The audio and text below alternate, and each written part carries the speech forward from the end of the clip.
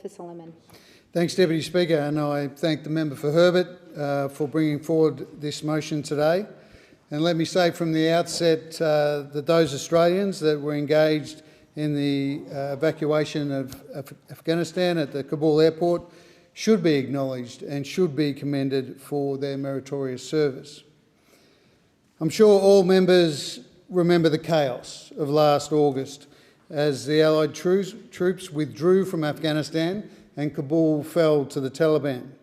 Who could forget the images we saw of the airport flooded with desperate Afghans fleeing the incoming regime?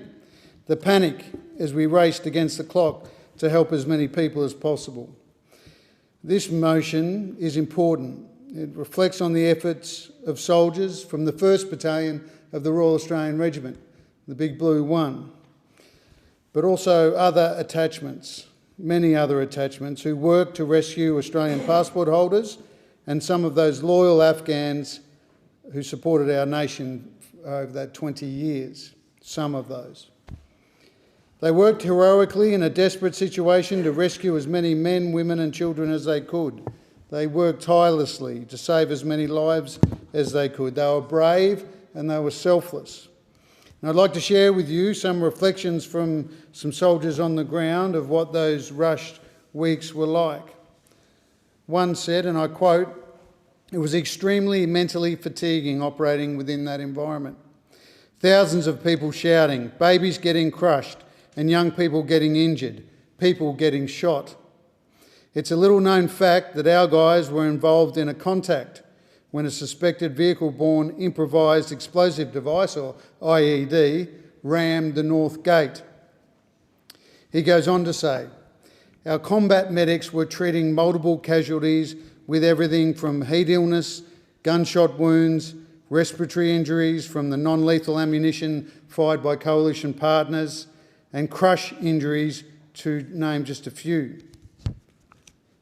We also had the heartbreak of having to tell family members that although some of them qualified to come to Australia, other family members did not.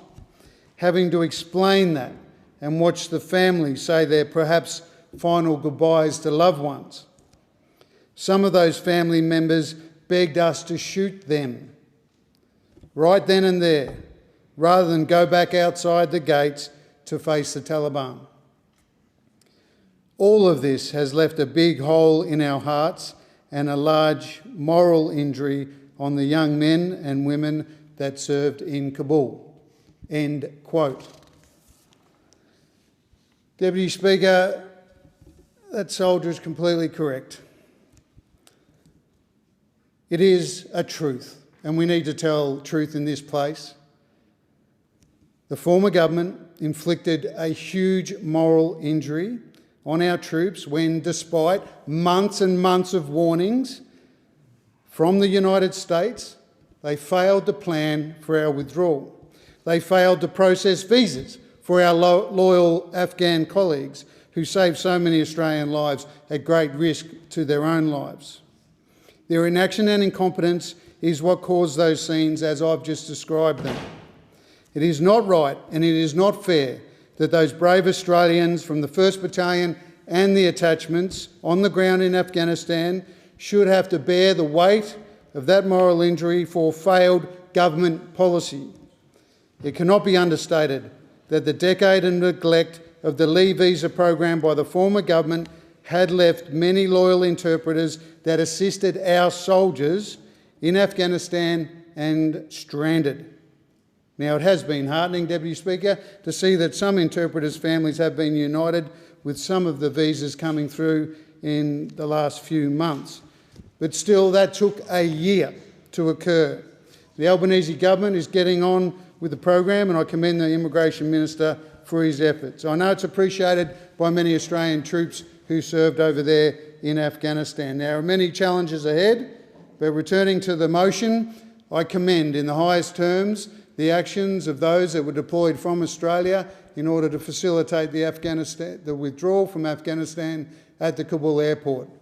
They conducted themselves in an incredibly meritorious way, that Battalion Group Plus, and I commend them for those actions. But we should not be repeating history about the failure of the former government to do it effectively.